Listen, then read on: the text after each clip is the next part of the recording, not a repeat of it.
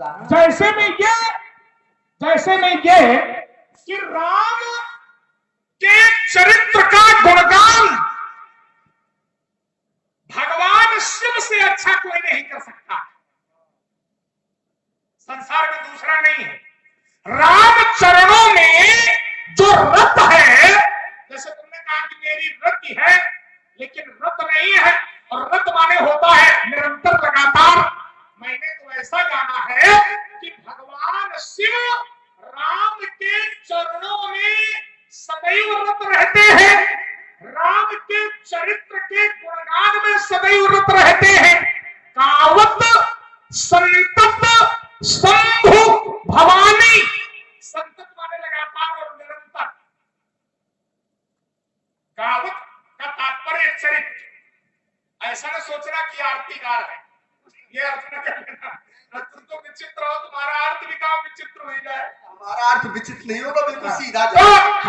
तो देखिए जरा, रत और रति, तो जो रत है शिव से अच्छा कोई नहीं है ना, क्योंकि संतत वो जपते हैं किसको? राम को। तो जो संतत जपते हैं भगवान शिव, क्या वो विरोध नहीं करते? अब यहीं पर हमारी बात बोलिए। देखिए, इसको मैं एक धानी से काटे दे रहा हूं। आप कहते हैं भगवान शंकर हमेशा जो है लगे रहते हैं, ध्यान देना। और मैं एक अर्धाली काट रहा हूं, एक अर्धाली पढ़ रहा हूं। राम नाम शिव सुमिरन लागे, कब? जिस समय राम नाम का वो स्मरण करने लगे, तब जाने सती जगत पति जागे। इसका तात्पर्य क्या है कि उसके पहले वो स्मरण नहीं कर रहे थे।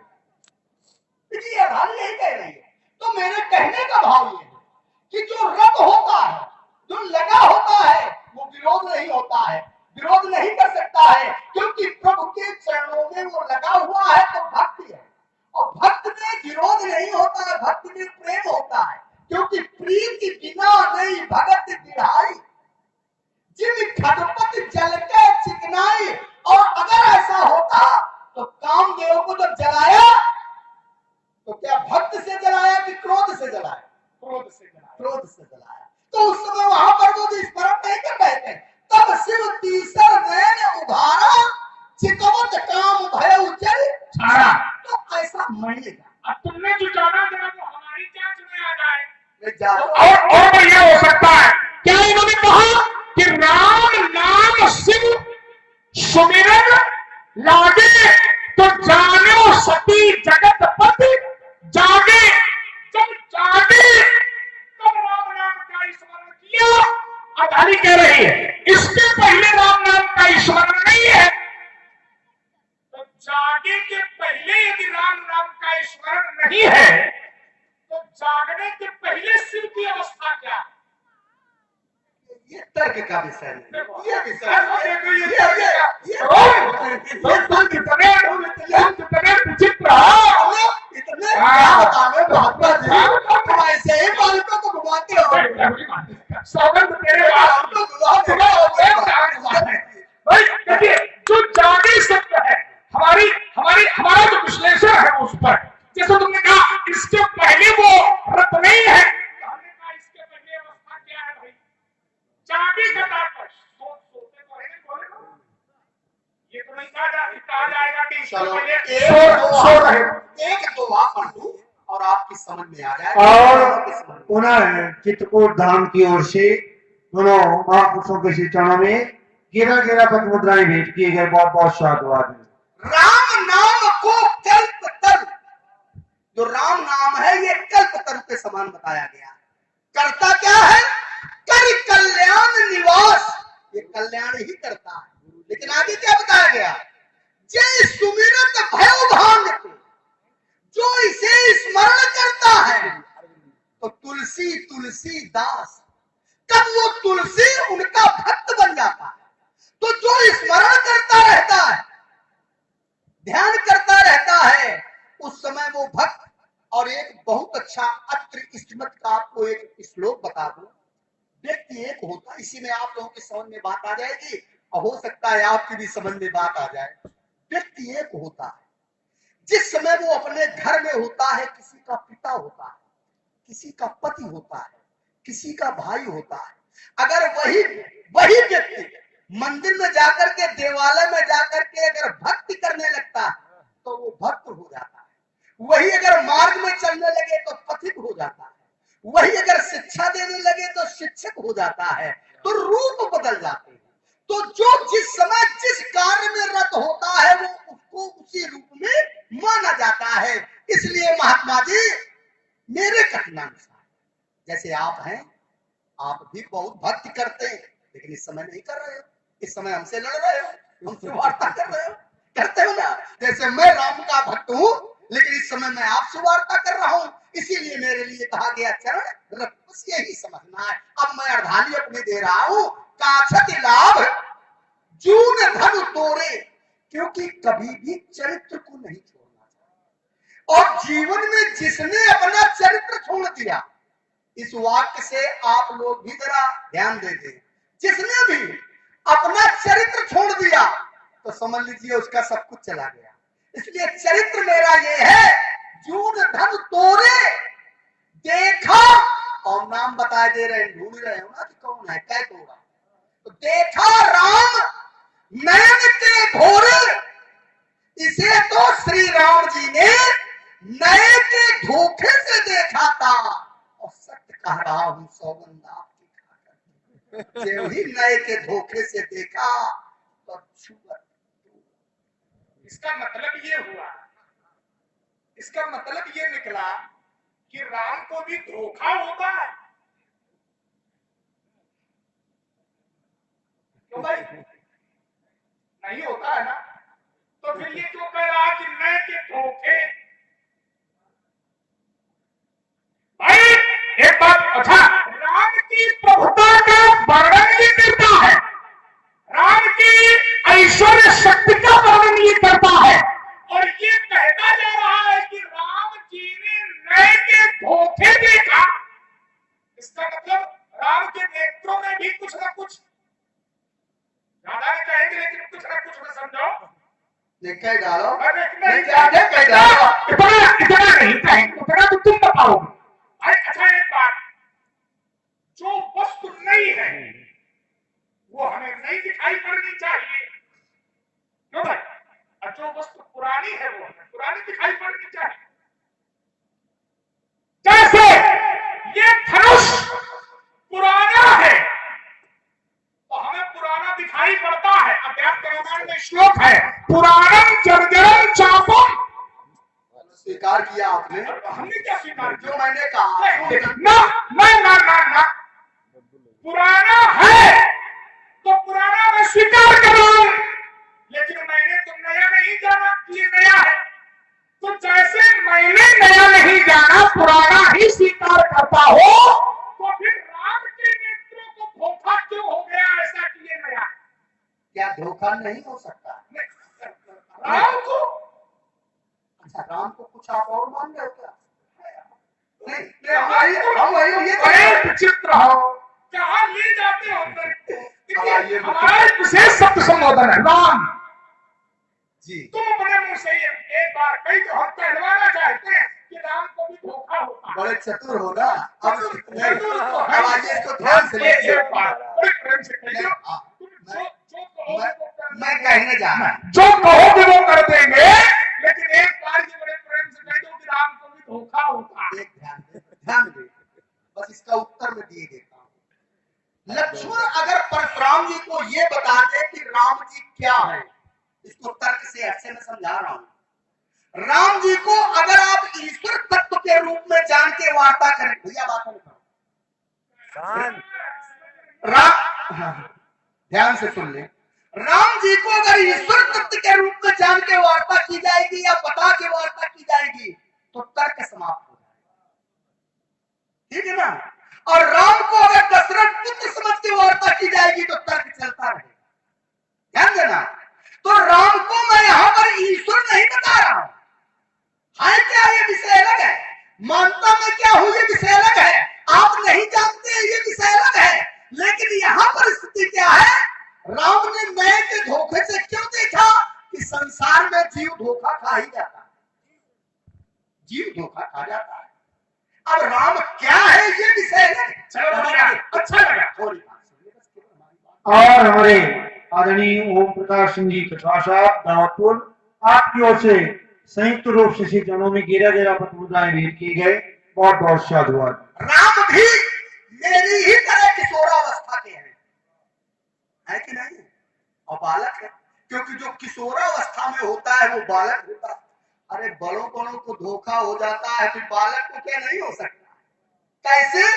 जैसे रजत सीप महाभास जिन यथा भानु कई बार, रजत सीप महाभास जिन, सीप में चांदी भासती है लेकिन होती नहीं है, लेकिन दिखाई देती है। यथा भानु कई बार, सूर्य की किरणें जब मार्ग पर पड़ती हैं तो दूर से देखने में बड़े बड़े ज्ञानी है जो संसार में बड़े बड़े ज्ञानी, दूर से देखने पर ऐसा लगता है कि ये जल भरा, लेकिन क्या जल होता है क्या? रजत सीप महाभास जिन यथा भानु कई बार, तदपि मृखा त्योकाल सुई। जो ये भास रहा है ये झूठा है, जल झूठा नहीं, जल तो संसार में है, सीप भी संसार में है, चांदी भी संसार में है, लेकिन ये जो भास रहा है जो ये भ्रम है, भ्रम न सके को तार।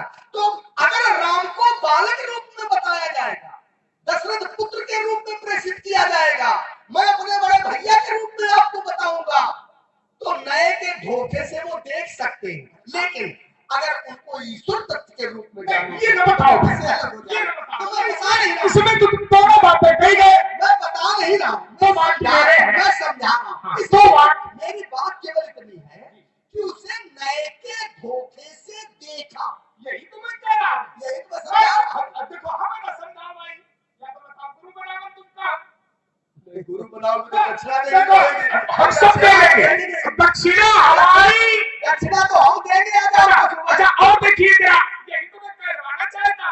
अच्छी बात इन्होंने कही, ध्यान देना जरा। अब इसका विश्लेषण देखिए, इन्होंने कहा कि जीव को धोखा होता है। बात ठीक है, जीव को धोखा होता है, लेकिन जीवों में भी जीव कई प्रकार के हैं।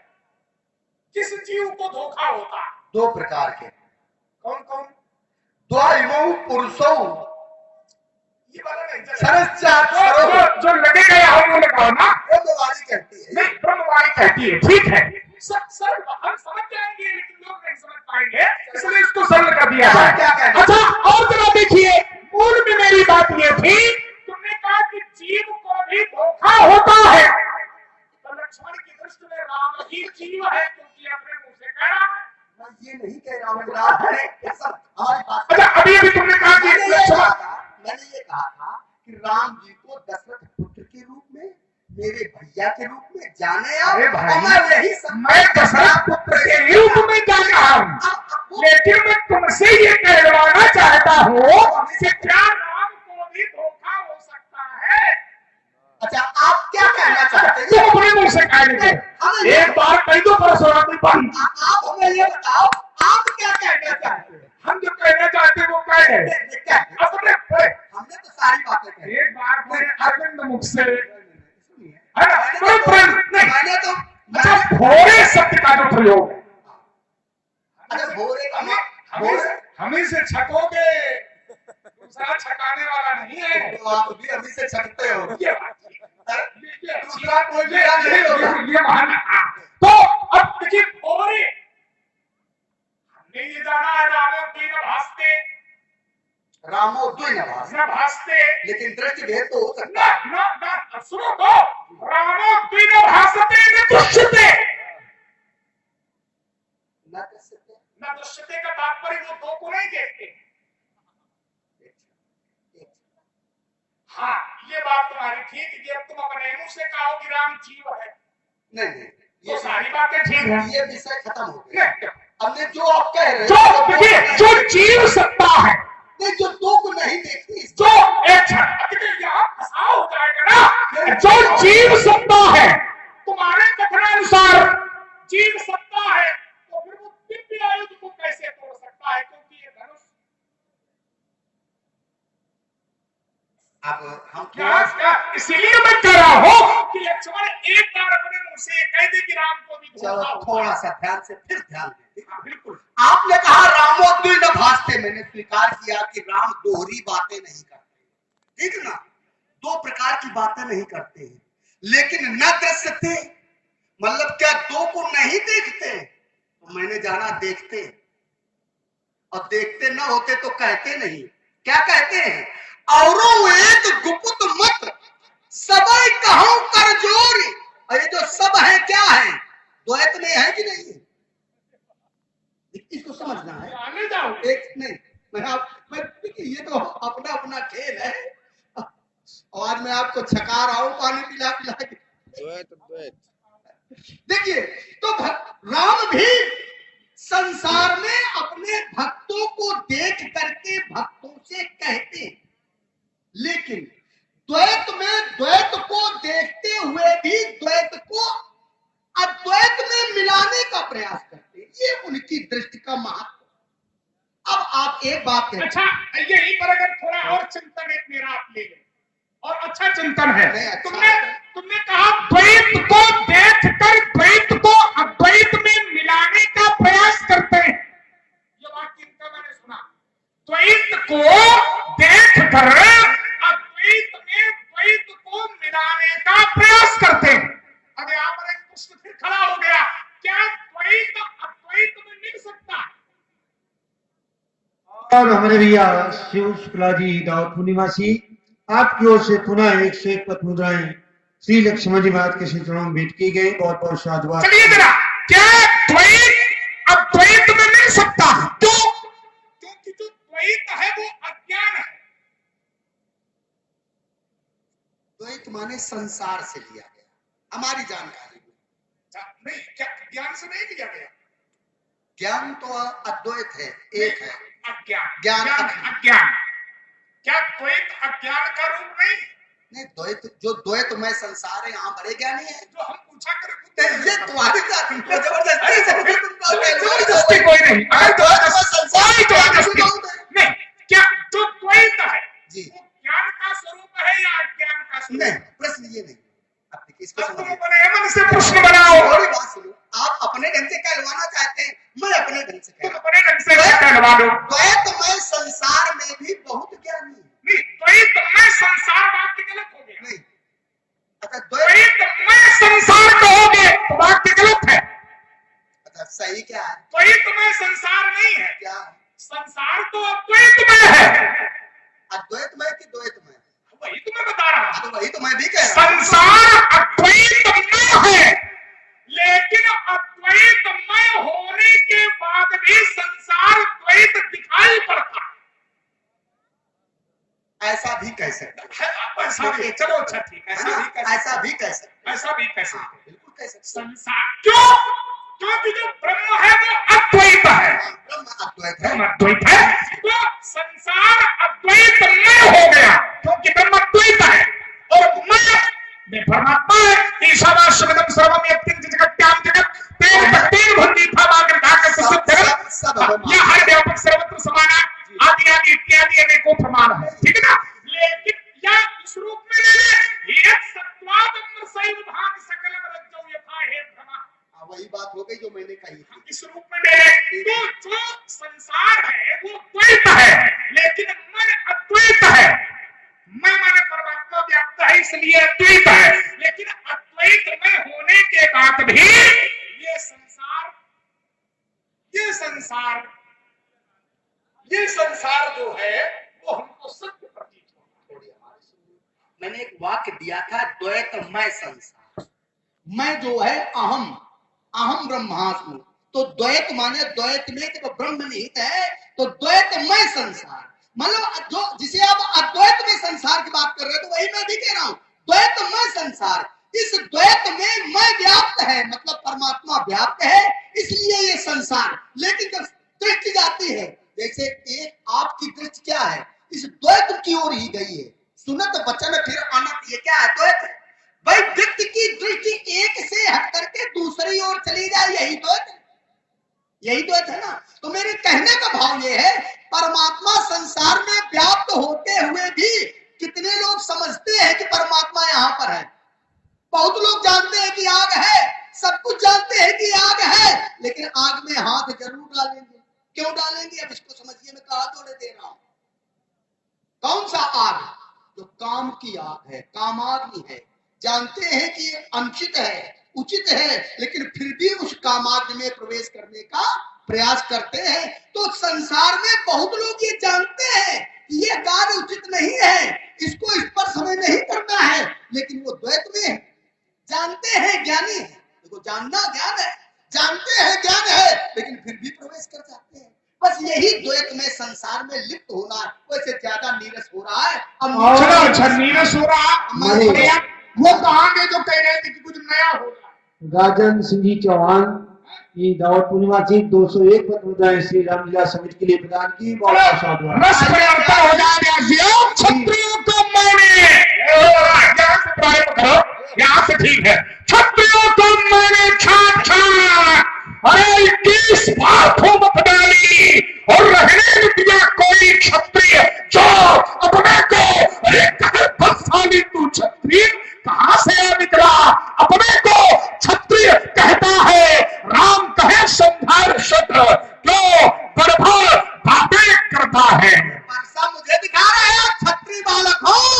सारम तेजो खत्रिदाच्यम तेजोपानम दाम्भिको भाव छात्र कर्म स्वभावदम।